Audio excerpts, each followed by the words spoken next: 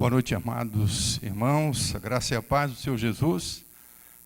Sejam bem-vindos, em nome do Senhor. Queremos saudar também os irmãos que nos assistem pela internet. Deus abençoe a sua vida, onde você está, no seu lar, você e a sua família. Vamos ler o texto da carta do apóstolo Paulo aos Filipenses, onde estamos desenvolvendo esse estudo. Filipenses capítulo 2, versículo de número 12.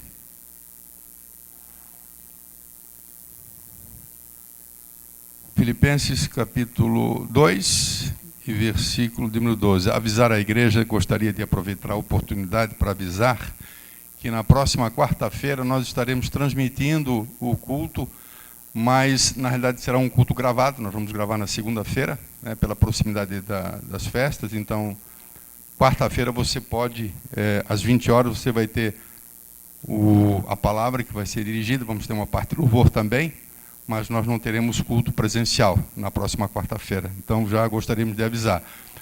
No domingo agora, nós teremos culto normalmente na igreja. Tá? Você está convidado a estar conosco no próximo domingo. Filipenses capítulo 2, versículo 12. De maneira, meus amados, que assim como sempre obedecestes, não somente na minha presença, ou quando eu estava presente, mas muito mais agora, quando estou ausente, na minha ausência. Operai a vossa salvação, com temor e tremor, porque é Deus que opera em vós, tanto o querer, quer dizer, tanto o desejo, Deus gera em nós o desejo, como também o efetuar, quer dizer, o agir, também é Deus que opera, segundo a sua boa vontade. Depois no versículo 14 ele diz assim: fazei todas as coisas sem reclamação, né? Sem murmuração, nem briga, nem contenda. Para quê? Para que sejais irrepreensíveis, sinceros, filhos de Deus, inculpáveis, em quem não se possa encontrar culpa, no meio de uma geração que está corrompida e perversa, entre a qual resplandeceis como luzeiros, como astros no mundo. Até aqui. Na semana passada, nós estamos falando um pouquinho sobre justamente a recomendação do apóstolo Paulo à igreja, no sentido de que a igreja operasse a salvação, né? Operai a vossa salvação. Na outra versão, nós vimos que ele fala: desenvolvei a vossa salvação, né? E nós fizemos algumas considerações importantes para que não houvesse nenhuma dúvida nesse sentido, né? E uma das coisas que nós falamos, que muito embora, quando o homem nasce de novo, quando o homem é regenerado, nesse momento, isso se dá exclusivamente pela ação de Deus. O homem não tem nenhuma participação, né? É um ato exclusivo de Deus, onde ele também justifica, né? Onde ele regenera, é uma ação do Espírito. E o homem simplesmente ele é um receptáculo dessa graça, dessa salvação. Entretanto, após o momento do novo nascimento, após o momento da regeneração, quando somos naquele momento bebês espirituais, né?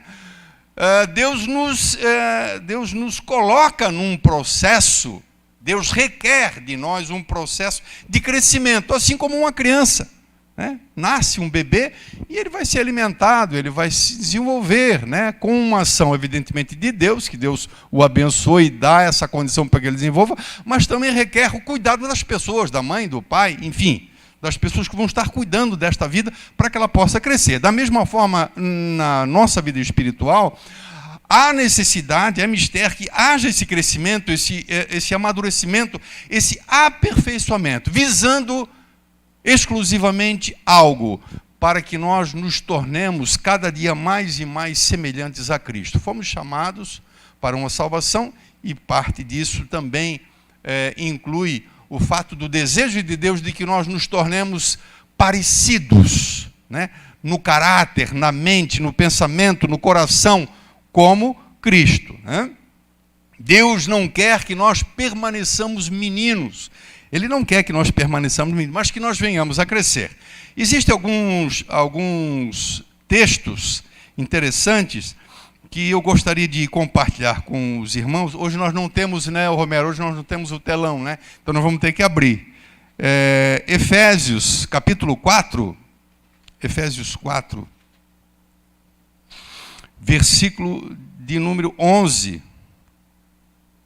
Diz assim, ó, ele mesmo, quer dizer, no caso Deus, né, concedeu alguns para serem apóstolos. No meio da igreja, Deus levanta pessoas. Ele deu à igreja umas pessoas para que fossem ou sejam apóstolos, outros para profetas, outros para evangelistas e outros para pastores e doutores, objetivando, querendo com isso o aperfeiçoamento dos santos para a obra do ministério, para a edificação, para o crescimento, né, do corpo de Cristo, até que todos cheguemos à unidade da fé, amadurecimento de fé, né, crescimento na fé, amadurecimento na fé. Chegamos à unidade de fé e ao conhecimento do Filho de Deus, a varão perfeito, à medida da estatura completa, amadurecimento, né? Ele não quer que nós sejamos meninos, mas Ele quer que a gente cresça e chegue à estatura de varão perfeito, diz ele, a estatura completa de Cristo, né? Isso seria o aperfeiçoamento. Versículo 14 diz que para que nós não sejamos mais meninos, inconstantes, levados em roda por todo o vento de doutrina, pelo engano de homens que com astúcia enganam fraudulosamente. Então, vejamos que Deus tem esse propósito de que a gente não permaneça imaturo, mas Deus providencia todas as coisas, como, por exemplo, até homens e mulheres no seio da igreja que trabalham, que cooperam com Deus no sentido de que a igreja seja edificada. Mas também Deus requer de nós mesmos, nós que somos alvo desse crescimento, que nós também tenhamos uma participação, que nós venhamos a fazer alguma coisa, né? a se esforçar, para que a gente não permaneça menino, mas para que a gente cresça, para que a gente se desenvolva. Diz o apóstolo Pedro, na sua segunda epístola, capítulo 3 de 2 Pedro. Capítulo 3, 2 Pedro.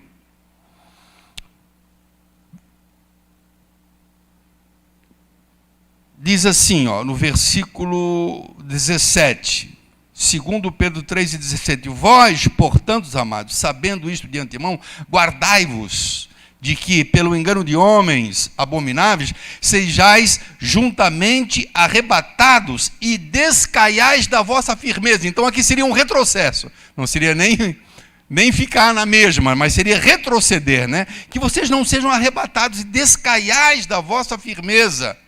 Antes, diz ele no 18, crescei. Veja bem que ele está dizendo que as pessoas devem crescer. Então, evidentemente que a gente entende que ele está dizendo que nós devemos nos esforçar, nós devemos nos empenhar, nós temos uma participação nesse processo de aperfeiçoamento, sim. Diferentemente de quando nós fomos justificados, de quando nós fomos salvos, de como nós fomos regenerados. Naquele momento foi uma ação exclusiva de Deus. No crescimento, Deus participa e nós também participamos para que a gente possa crescer. Ele quer que a gente cresça na graça e no conhecimento do nosso Senhor e Salvador Jesus Cristo. Ainda também na carta do apóstolo Paulo aos Colossenses, capítulo 1 e versículo 9, diz assim, vamos ver se é esse mesmo texto. Por esta razão, Colossenses 1 e 9, nós também, desde o dia em que o ouvimos, não cessamos de orar por vocês e de pedir que sejais cheios do conhecimento da vontade de Deus, em toda sabedoria e inteligência espiritual, para que possais andar dignamente diante do Senhor, agradando-lhe em tudo, frutificando em toda a boa obra e crescendo no conhecimento de Deus, né? Então, a salvação no sentido de nos levar à eternidade, de nos transportar para o reino do Filho do seu amor, é algo que Deus faz e é completo, é perfeito. Agora, Deus quer que a gente frutifique, que a gente cresça, que a gente amadureça, e Ele providencia todas as coisas. Ao que compete, ou o que compete a nós, né, o nosso esforço, o nosso empenho, a nossa participação, Deus basicamente quer duas coisas de nós. Ele requer de nós consagração e Ele requer dedicação. Sem consagração e sem dedicação, a nossa parte, o que compete a nós fazermos, não será feito. Sem essas coisas. Quando falo em consagração, eu falo em separação, né, em afastar-se, em não comungar, né, com o lado pecaminoso do mundo, não comungar com as obras do mundo, né? Consagração diz respeito a resistir, a se opor ao pecado que nos ronda, né? Que nos sempre faz pressão, que guerreia contra a nossa alma, né? Consagração refere-se a fugir da aparência do mal. Vida consagrada é uma vida separada. Muito embora vivamos, porque somos cidadãos, né? Moramos numa cidade, moramos num bairro, trabalhamos numa empresa, enfim, nós temos trabalho, nós nos relacionamos com as pessoas. Não significa absolutamente nós nos isolarmos do mundo, mas não comungarmos, não participarmos das obras mortas, que são algo natural, né? É inerente ao mundo que está caído. Isso com relação à consagração. A dedicação também ela é fundamental, e quando eu falo em dedicação, eu falo em aplicar-se a algumas coisas. Nós já falamos superficialmente um pouquinho sobre as coisas que compete a nós fazermos para que a gente possa experimentar esse crescimento, né? Então, não somente a santificação de se afastar da aparência do mal, resistir ao pecado, se separar deste mundo, mas quando eu falo em dedicação, eu falo em aplicar-se, né? Em dedicar-se ao quê? À oração, né? É impossível nós mantermos a comunhão que Deus requer, que Deus quer que nós tenhamos, se não houver oração, se não houver entrega, se não houver busca, né? Buscar Deus em oração. Então, aplicar a oração, ela é fundamental nesse sentido de até nos fortalecer para que a gente possa ter uma vida consagrada, né? A Bíblia diz que se nós andarmos segundo o Espírito, nós não cumpriremos as concupiscências da carne. Se não cumprir a concupiscência da carne e consagração, para nós nos consagrarmos, certamente nós precisamos também desta capacitação que a gente alcança também através da oração. Dedicação não à oração só, mas dedicação também ao estudo da palavra, né? Especialmente a palavra. É impossível nós crescermos no conhecimento, como disse Pedro, crescer na graça e no conhecimento, se nós não nos aprofundarmos, se nós não mergulharmos, se nós não buscarmos, né? A palavra, ela é fundamental. O apóstolo Pedro, ele fala na sua primeira carta, claro que você conhece essa palavra, 1 Pedro, muito conhecido, e fala justamente sobre o crescimento, e a palavra ela é fundamental nesse crescimento. 1 Pedro, capítulo de número 2.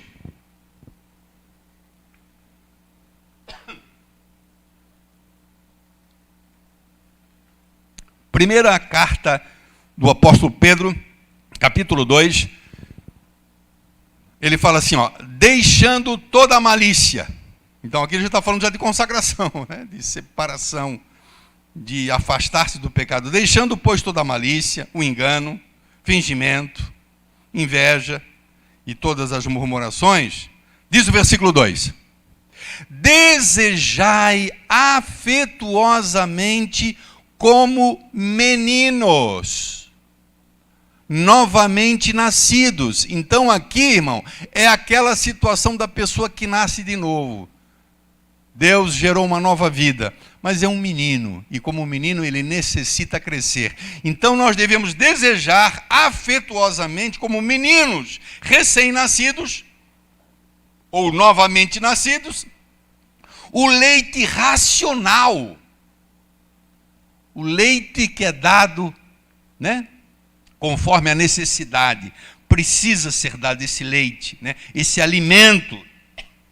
Não falsificado. Ele está falando da palavra de Deus aqui, irmão. Não falsificado. Então, uma palavra evidentemente genuína, não uma palavra deturpada, uma palavra não bíblica, uma palavra que está mais voltada para pensamentos ou ideologias humanas do que propriamente a palavra de Deus. Então, ele está falando da palavra, né? Não falsificado. Para que, por intermédio dele, vocês possam crescer, né?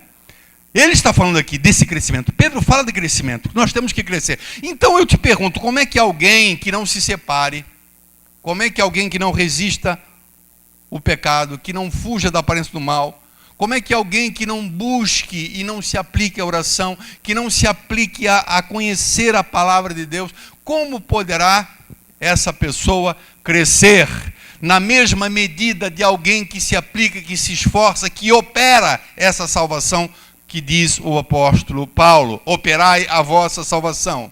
Por isso que existem duas situações, e eu não quero teologizar muito, porque não é o nosso caso aqui agora, nem é o momento, mas são coisas totalmente diferentes. Alguém que é salvo nesse momento e a outra pessoa que também é salva nesse momento. Os dois estão salvos, os dois são justificados, a obra nesse sentido é completa. Agora, aperfeiçoamento, nós poderemos ter duas situações: um que se aplicou, um que orou, um que buscou mais do que o outro. Evidentemente, no final da vida, nós teremos duas situações totalmente diferentes. Alguém cresceu mais do que o outro. Isso não significa que vai haver diferença na eternidade, lá é outra história.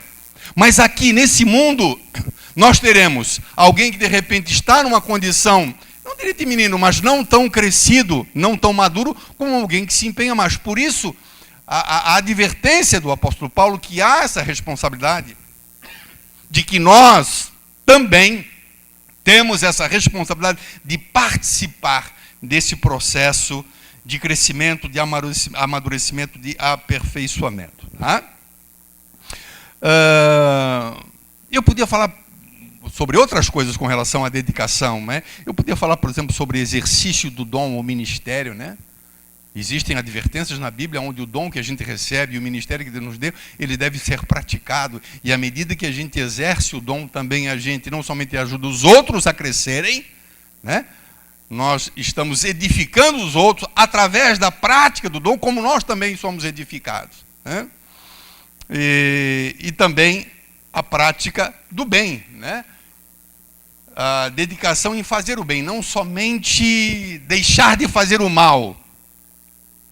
Mas não somente deixar de fazer o mal, mas como fazer o que é bom, né? O que faz bem ao outro, o que ajuda o outro, o que abençoa a outra vida, né? Fazermos a prática do bem, né? Mas são duas coisas que andam paralelamente, né? O esforço e o empenho humano e também o trabalho e o operar de Deus nesse processo. Né? Nós não podemos... Existem pessoas que pensam, eu já li inclusive, de pessoas que dizem que a salvação Deus opera, como falamos no início, e isso é verdade, mas que depois Deus deixa, e aí é por conta da pessoa. Então, aquele crescimento, aquele amadurecimento é uma consequência exclusiva do esforço humano. Isso também não é verdade, porque, irmãos, se Deus nos deixasse sozinhos nessa tarefa de crescimento, se dependesse exclusivamente de nós, ninguém cresceria. Claro. Por isso que o texto que prossegue no versículo 13 é importante nós falarmos sobre isso aí, né? Esse processo de aperfeiçoamento, ele não se dá à parte de Deus. Não é uma coisa onde Deus diz: bom, agora eu já fiz o milagre, ele é uma nova criatura e agora é com ele.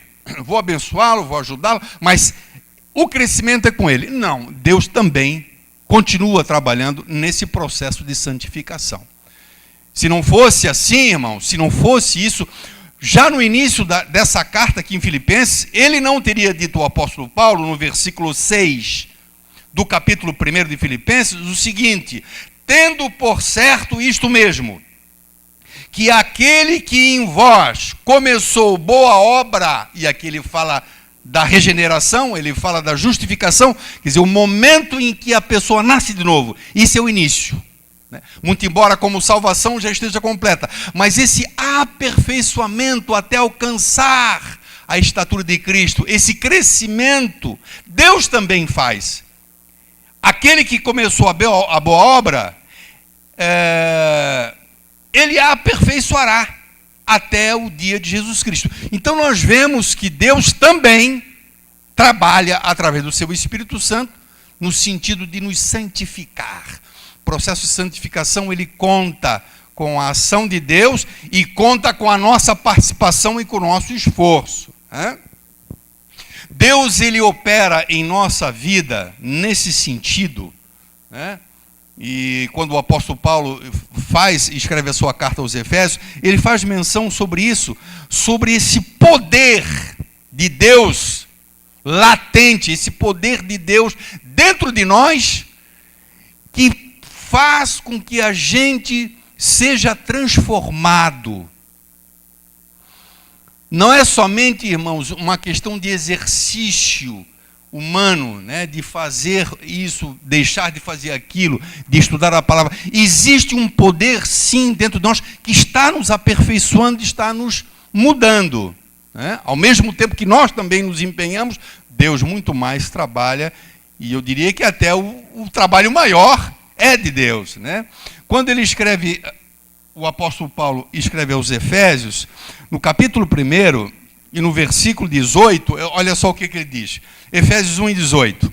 É interessante esse texto, especialmente nessas traduções da João Ferreira de Almeida, tanto a revista e atualizada como a revista e corrigida, né? A linguagem é um pouco rebuscada e às vezes as pessoas se perdem um pouquinho, né? Até bom ter uma tradução numa linguagem de hoje, para você às vezes ter uma compreensãozinha melhor. Nesse versículo 18 do capítulo 1 de Efésios. Ele diz o seguinte: tendo iluminado os olhos do vosso entendimento, quer dizer, visão espiritual, enxergar espiritualmente, para que vocês possam saber, para que vocês conheçam qual é a esperança, o que nos espera nesse chamado dele, quer dizer, a esperança da sua vocação. Vocação é chamado. E assim, vocês precisam saber o que está esperando vocês. Quando Deus chamou vocês, ele está chamando vocês para alguma coisa que lhe espera, né? Para que vocês possam saber qual é a esperança da sua vocação, quais são as riquezas, né? Aquilo que está sendo aguardado da sua herança, aquilo que nós herdaremos. E o 19, que é onde eu quero me ater, e diz assim: e qual a sobreexcelente grandeza do seu poder sobre nós. Ele está dizendo que existe um poder, irmão, sobre nós, os salvos. Poder de Deus, irmãos. É a ação de Deus, através do seu Espírito. Nós os que cremos, segundo a operação da força do seu poder. Paulo está dizendo que existe em nós um poder que opera dentro de nós, fazendo que essa mudança, esse aperfeiçoamento também aconteça. Nós nos empenhamos, nós fazemos a nossa parte e Deus faz a parte dele. E sabe que poder é esse? Isso é o mais maravilhoso, que às vezes a gente perde esse detalhe. É um poder mais ou menos, irmãos? É um poder mais ou menoszinho assim? Não. Ele está dizendo que esse poder que opera em nós é o mesmo poder que ele usou para levantar Jesus dentre os mortos. Imagine, irmão, esse poder que fez Jesus ressuscitar, é esse poder que ele opera dentro de nós, nós os que somos salvos. Diz assim o 19, esse poder que ele manifestou em Cristo, fazendo ressuscitar dos mortos e pondo à direita nos céus. Paulo está dizendo que aquele poder, e nós podemos imaginar qualquer coisa, irmãos, grandiosa que Deus faça. Nós podemos pensar em tantas coisas, né? Mas ele cita o poder que o Pai usou para levantar o Filho dos mortos e o ressuscitar. Esse poder é o poder que está operando em nós. Então não é tão somente um trabalho, um esforço e um trabalhar nosso, né? Esse poder nos transforma dia após dia. Diz a palavra de Deus em 2 Coríntios 3:18, quando ele fala sobre esse crescimento, O apóstolo Paulo, na sua segunda carta aos Coríntios, no capítulo 3, versículo 18, ele diz que nós somos transformados de glória em glória. De glória em glória, quer dizer, é justamente isso, né? Deus, através do seu poder, ele vai transformando a nossa vida, vai nos aperfeiçoando, vai afinando o nosso caráter, vai trabalhando o nosso caráter, vai mudando a nossa mente, o nosso pensar, o nosso coração, e nós vamos nos tornando cada vez mais parecidos, né? Então isso é crescimento. Deus nos salva e quer que a gente cresça. Deus não quer que a gente permaneça. Assim como você, que vai gerar um filho, qualquer pessoa que gera um filho, quer que o filho permaneça bebê, muito embora seja uma idade linda, uma época bonita, quando os filhos são pequenininhos? Não! A gente quer ver o filho daqui a pouco começar a falar, a gente quer ver o filho daqui a pouco andar, né? A gente quer ver o filho daqui a pouco estudando e sendo alguém. Isso é natural. E Deus quer que a gente, como novas criaturas, também a gente experimente esse crescimento, né? Se não houver, eu entendo, particularmente, tomo a liberdade de colocar a minha opinião, eu acho que se essa não for a nossa realidade, se não houver aperfeiçoamento, se não houver nenhum vestígio de mudança, de crescimento, eu acho, irmãos, e Deus me perdoe se eu estiver enganado, que nós não passamos tão somente de meros religiosos, né? Meros frequentadores de reuniões religiosas, né? A grande verdade do Evangelho, que difere, irmãos, com todo respeito a todos os credos que nós temos no mundo, nós temos muitos credos, né? Mas eu acho que o grande diferencial do Evangelho de Jesus Cristo é ser uma nova criatura e ser aperfeiçoado e tornar-se semelhante ao Filho de Deus, né? Essa é a grande realidade do Evangelho.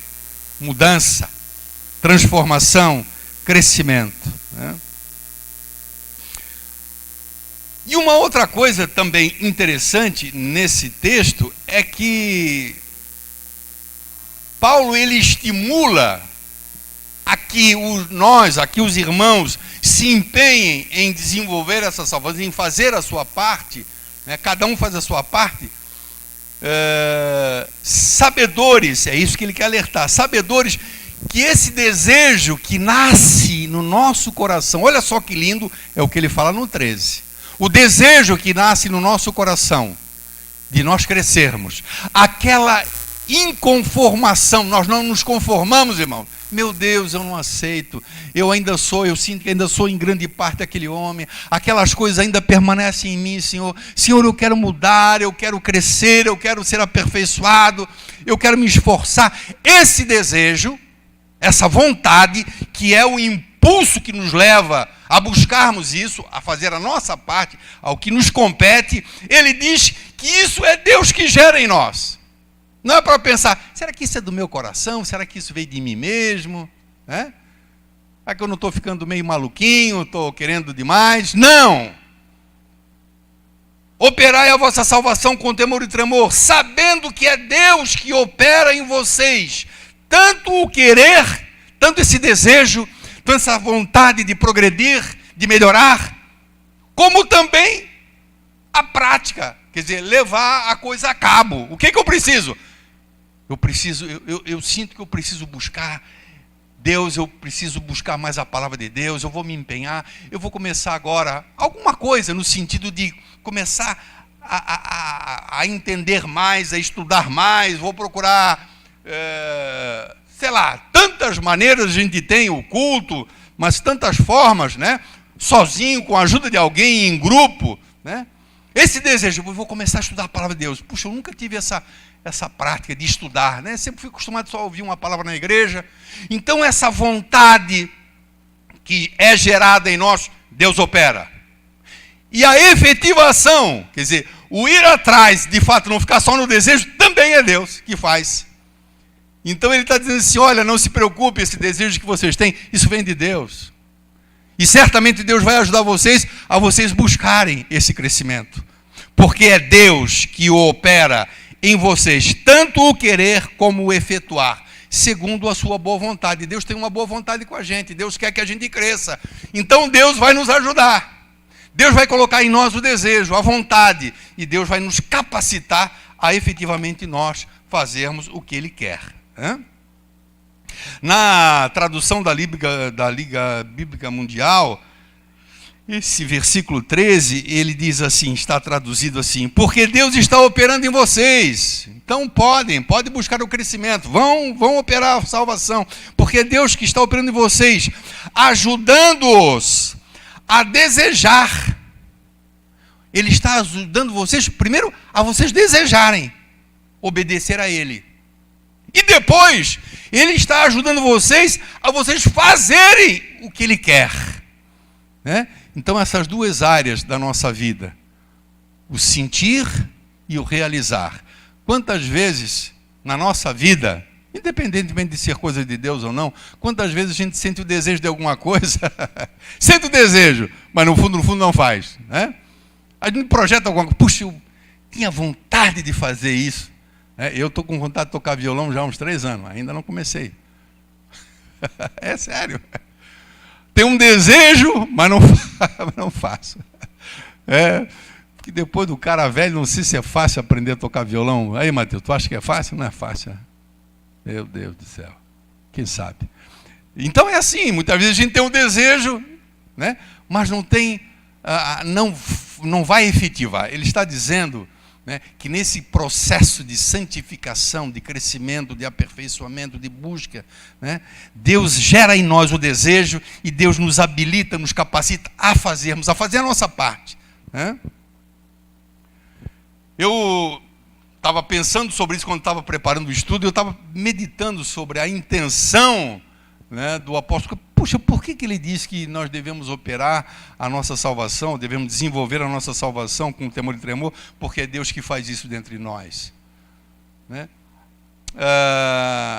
Esse desejo, que gera esse desejo, talvez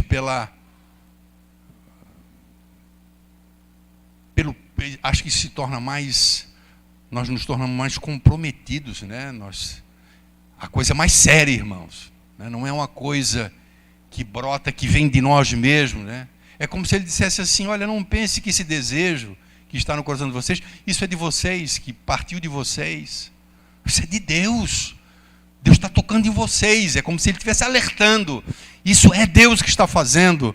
Deus está gerando em vocês, então corra atrás, porque Ele também vai capacitar você a fazer isso que você está desejoso. Esse desejo vem de Deus e Ele mesmo vai capacitar vocês a realizá-lo. Isso é importante, nós sabermos que a maioria das coisas que a gente sente de fazer, eu entendo, segundo o que explica a palavra de Deus, isso é Deus colocando dentro de nós, Deus operando em nós, coisas boas, desejos bons. No versículo 14, mais um pouquinho ainda, ele diz assim: fazei todas as coisas sem murmuração, nem contenda.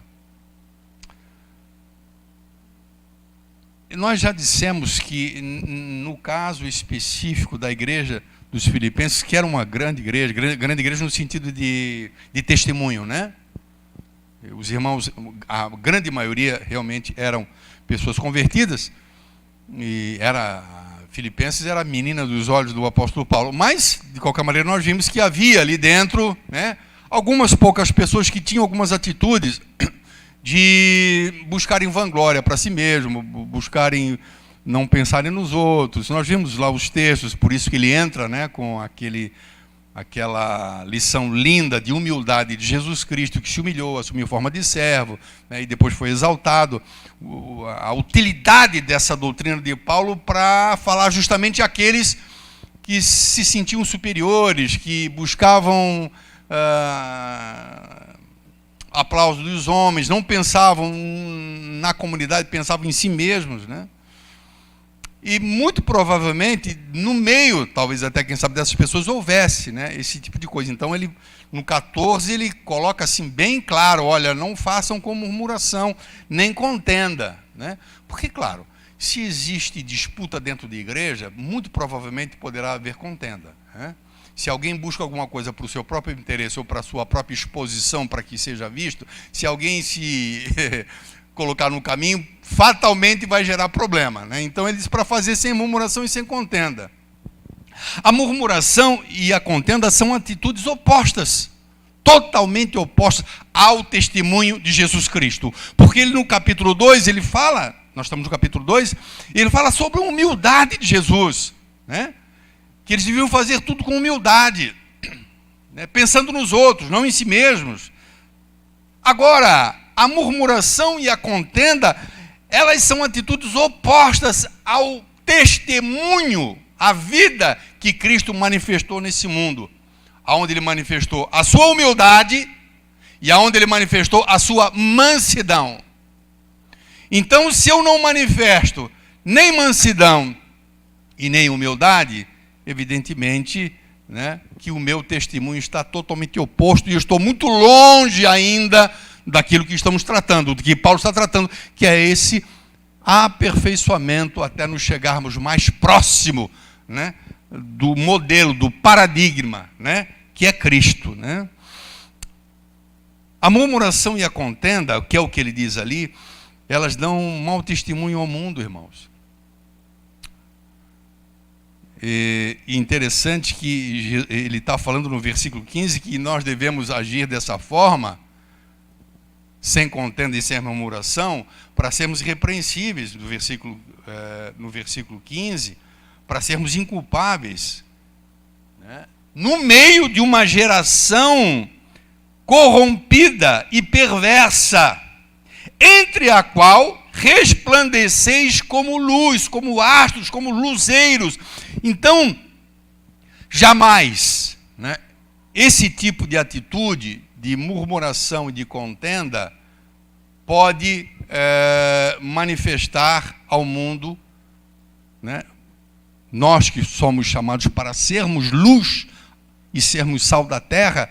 Então isso, de alguma maneira, muito embora o poder de Deus é infinito para converter alguém, independentemente dele ter visto na igreja um mau ou um bom testemunho, mas humanamente falando, nós não estamos cooperando com a propagação e o alcance do evangelho nas vidas, quando nós mesmos não damos um bom testemunho e quando nós mostramos uma cara feia da igreja através desse tipo de coisa, né?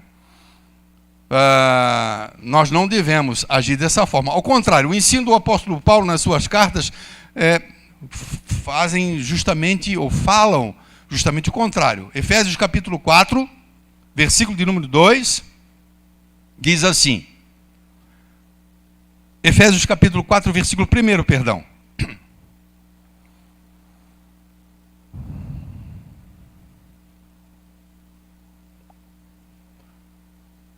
Rogo-vos eu, o preso do Senhor, que andeis como é digno da vossa vocação, com que fostes chamados, com toda humildade, com mansidão, com paciência, suportando-vos uns aos outros em amor. Esse é um texto bastante conhecido, que fala justamente da necessidade de nós manifestarmos mansidão, manifestarmos paciência, nos suportando um ao outro em amor, que é justamente o contrário do que Paulo está dizendo lá em cima. Paulo só olha, não façam as coisas com murmuração e com contenda. Então nós poderíamos, né, colocar junto nesse versículo que ele diz, colocar isso, olha, ao contrário, né? Sejam longânimos, sejam pacientes, suportem, né? Porque existem fraquezas, todo mundo tem alguma fraqueza, e nós, irmãos, nós somos comunidade, igreja é corpo, igreja é família, igreja é um ambiente propício para que aconteça, né, determinados, às vezes, alguma coisinha entre duas ou mais pessoas, pode acontecer, porque nós nos relacionamos, nós não somos isolados. Existem pessoas, e eu não posso dizer que eu respeito essa opinião, essa decisão, né, de pessoas que pensam, talvez até por ter se machucado muito dentro da igreja, se puxa, agora eu vou me isolar, cara, eu não quero mais relação, vou para o culto, fica ali, eu não quero mais estar, sabe, envolvido, porque gera muito problema, gera muita murmuração, gera muita contenda. Então, o segredo seria se isolar, mas não é isso que ele está falando, justamente por nós sermos uma família, por nós sermos um corpo, nós somos uma comunidade que compartilha um com o outro, né? Nós compartilhamos, nós dividimos, nós nos edificamos. Isso é um corpo, isto é uma família, isso é uma comunidade. Então, certamente, há necessidade de que inexistam, que não sejam identificados, né, atitudes de murmuração, de contenda. Eu estou falando só essas duas, porque é sobre isso que ele está falando. Nós estamos indo versículo por versículo, estou falando sobre esses dois aspectos, não é? Mas ao contrário de haver esse tipo de coisa, tem que haver ao contrário, tem que haver paciência, tem que haver longanimidade, tem que haver suporte. Suportar aqui, irmão, não é carregar, não é botar o ombro debaixo da carga como alguém interpreta, né? Suportando-vos uns aos outros, né? Que é uma verdade, nós temos que carregar a carga um do outro, mas o suportando aqui é suportar, né? É ter paciência, né? E não é fácil, né? Conviver com pessoas que são agradáveis, pessoas que nos agradam, pessoas que nos elogiam, pessoas que nos fazem bem, que nos fazem felizes, aí é muito fácil, né? Difícil é você conviver com pessoas que não fazem isso, ao contrário. Mas isso não significa que a gente deva se afastar. Ao contrário, a gente tem que manter essa comunhão, essa unidade. Nós já falamos em unidade já nesse estudo de Filipenses. Ainda no capítulo 4 desta carta aos Efésios, no versículo 31, diz assim, versículo 30, não entristeçais o Espírito Santo de Deus, no qual estáis selados para o dia da redenção. Toda amargura, toda ira, toda cólera, toda gritaria, seja tirada de entre vós. Né?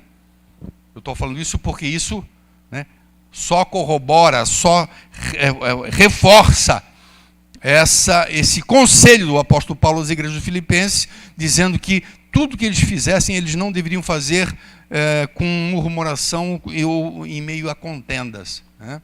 Mas sem isso.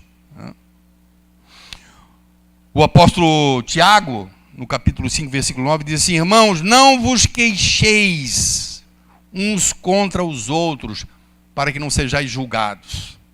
Não vos queixeis uns contra os outros. O que seria a queixa aqui? É a murmuração que Paulo está falando. Façais sem murmuração, né?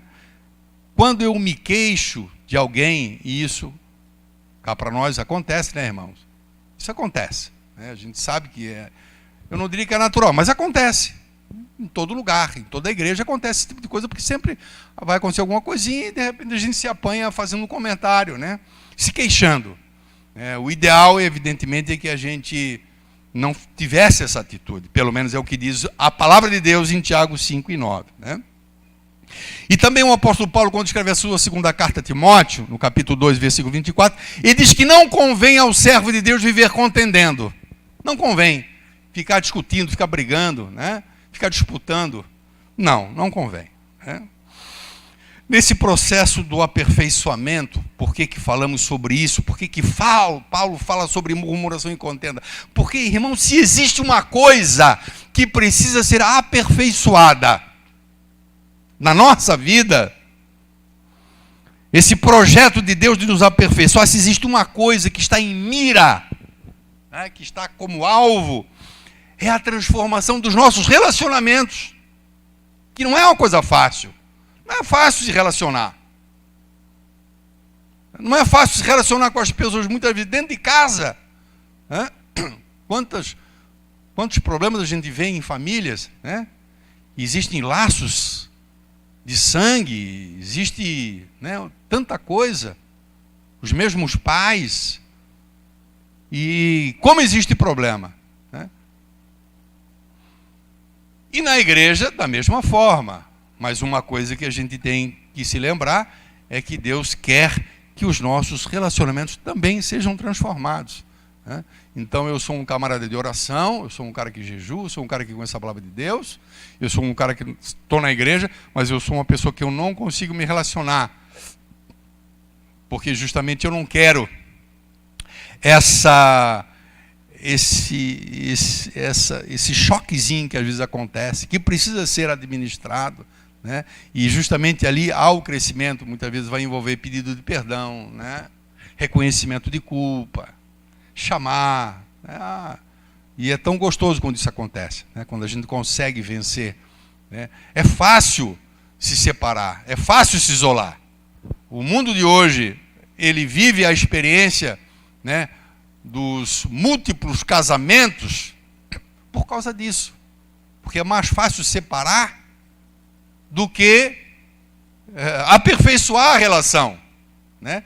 Praticar efetivamente amor. E a prática do amor aqui não é questão do amor que apaixona, mas do amor que cede, o amor que perdoa, o amor que suporta, que é paciente. Por isso que as pessoas hoje estão se separando, né? Porque é mais fácil se isolar, se afastar, mas Deus não quer isso. Nós somos um corpo, nós somos uma comunidade, nós somos uma família, a família de Deus, né? Espalhada nesse mundo inteiro, e aprove a Deus a formar pequenos grupos, pequenas comunidades, porque é gostoso, né? A relação, a comunhão, o convívio, o relacionamento, né? A murmuração, talvez, para nós encerrarmos, seja a grande marca, né, e do povo de Deus quando saem do Egito e eles vão pelo deserto, né? E o povo de Israel, irmãos, quando você começa a estudar o povo de Israel, especialmente no Êxodo, durante os 40 anos ali, você vai ver que a grande marca do povo, a marca dos acontecimentos, né? Você vai ver os grandes feitos de Deus, né? No sentido punitivo também, mas no sentido de salvar, de abrir o mar, de mandar o maná, de jorrar a água da pedra, tantas coisas que Deus fez, chamar as codornizes, mas também grandes feitos punitivos, né? Da parte de Deus. Mas a grande marca do povo de Deus foi a murmuração.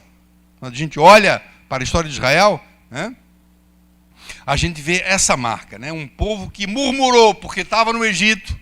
Claro, eles eram escravos, então reclamavam, né, dessa situação.